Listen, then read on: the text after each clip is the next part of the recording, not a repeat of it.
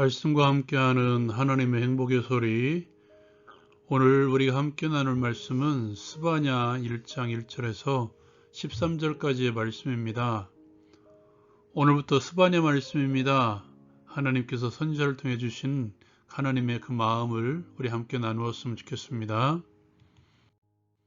하나님께서는 스바냐를 통해서 우상 숭배에 빠져 있는 유다 백성들에게 심판을 선언하십니다.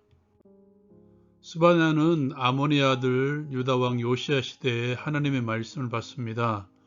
그는 히스기야의 현손이었고 아말의 증손, 그다라의 손자였고 구시의 아들이었습니다. 하나님께서는 스바냐를 통해서 진멸을 선언하십니다. 사람과 짐승을 진멸하고 공중의 새와 바다의 고기와 거치게 하는 것과 악인들과 아울러 진멸할 것이라고 선언합니다. 사람을 땅 위에서 진멸하고 유다와 예루살렘의 모든 주민들을 위해 손을 펴서 남아있는 바알을 그곳에서 멸절하며 그마림이란 이름과 및 그 제사장들을 아울러 멸절하며 지붕에서 하늘의 무뼈에게 경배하는 자들과 경배하며 여호와께 맹세하면서 말가름을 가리켜 맹세하는 자들과 여호와를 배반하고 따르지 아니하는 자들과 여호와를 찾지도 아니하며 구하지도 아니하는 자들을 멸절할 것이라고 하나님의 말씀을 전합니다.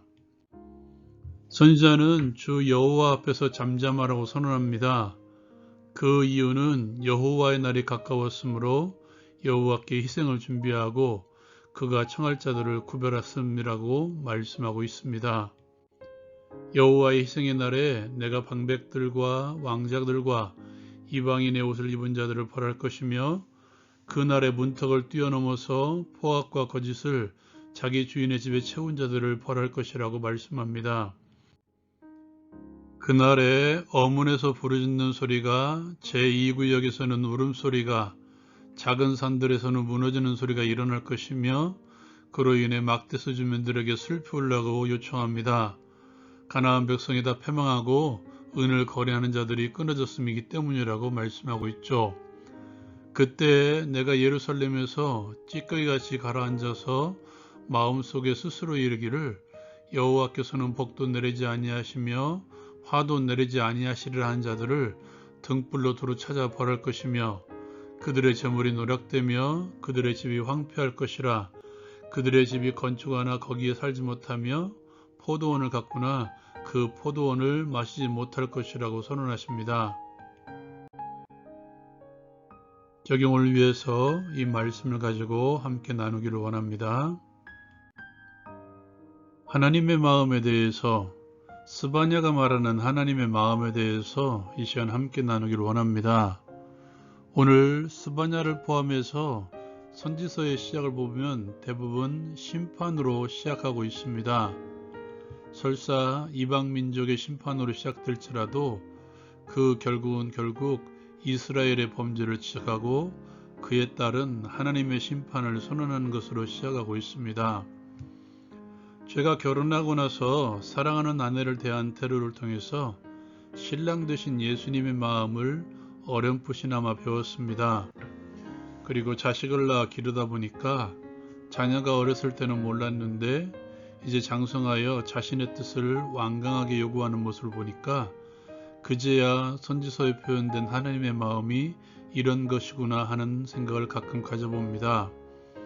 그리고 선지서를 볼 때마다 자기 자녀를 향해 진멸을 말하고 심판을 선언하시는 하나님의 마음이 느껴집니다.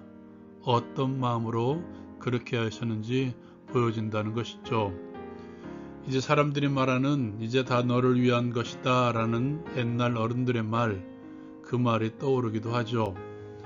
제가 보기에는 분명히 그 길이 아닌데 자꾸 그쪽으로 하고 싶다고, 내가 생각하기에 이 길이 맞다고 말하고 주장하고 우기는 자녀를 보면서 하나님의 마음을 깨닫습니다.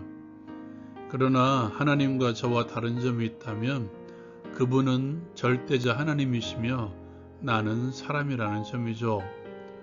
저는 잘못된 판단을 할 수 있지만 그분은 절대 그렇게 하지 못하십니다. 다시 말해서 하나님께서 이스라엘을 심판하시는 그 이유는 틀리지 않고 정당하다는 것이죠. 하나님께서는 전방위적으로 유대와 모든 창조세계를 향해서 진멸을 선포하십니다. 포악한 권력자, 재물에 찌든 많은 백성들, 그리고 각종 우상을 섬기는 그 모든 이들을 향한 하나님의 멸절선언. 그 핵심이 무엇입니까? 권력과 부를 위해서 그들은 하나님께서 만드신 창조물을 경배하죠. 하나님을 찾아야 될 하나님의 자녀들이, 하나님께 구해야 될 하나님의 자녀들이, 오직 하나님만 따라야 될 그들이 하나님을 찾지도 아니하고 구하지도 아니하고 따르지도 아니하고 다른 것에만 몰두하고 매달리고 있었던 것이죠. 당신을 향한, 그리고 자신에게 나오지 않는 당신의 자녀들을 향한 하나님의 심판 선언은 결국 울부짖는 소리입니다. 백성들을 향한 하나님의 통곡의 소리와 같다는 것이죠. 하나님께서는 당신의 백성을 결코 놓지 않으십니다. 멸절을 선언하지만 멸절을 바라는 마음이 아니라 돌아오기를 바라는 하나님의 마음이죠. 실제로 오늘 말씀을 보면 스바냐가 말씀을 받을 때에 요시야 왕 때라고 말씀하고 있죠. 아버지 므낫세는 온 이스라엘을 온통 우상으로 가득 채워 하나님의 백성들을 우상의 백성들로 만들어버렸죠. 그 뒤에 왕위에 오른 요시야 왕. 하나님께서는 다시 히스기야의 후손인 스바냐를 통해서 히스기야의 손자 때인 요시야 왕 때에 다시 이스라엘이 돌아오기를 바라는 마음으로 멸절을 선포하신 것입니다. 하나님은 오늘날에도 똑같은 마음으로 우리를 향해서 사랑의 통곡을 바라고 계신 것 같습니다. 하나님을 섬긴다고 하면서도 하나님을 예배하고 섬기는 것 그 자체가 목적이 아니라 또 다른 목적이 있는 섬김. 어쩌면 이것이 하나님을 우상처럼 섬기는 것이 아닐까요? 기억하십시오. 하나님도 우상이 될 수 있습니다. 이 말을 오해하지 마십시오. 하나님 당신은 절대자이심에도 불구하고 우리가 우상처럼 하나님을 섬긴다는 말입니다. 그 사람에게는 하나님의 신이 아니라 잘되는 것이, 높아지는 것이, 아니 잘되는 나, 높아지는 나가 우상이 되는 것이죠. 하나님께서는 그렇게 우상을 섬기는 자들, 하나님을 따르지 아니하고 하나님을 배반하는 자들을 반드시 멸절하실 것입니다.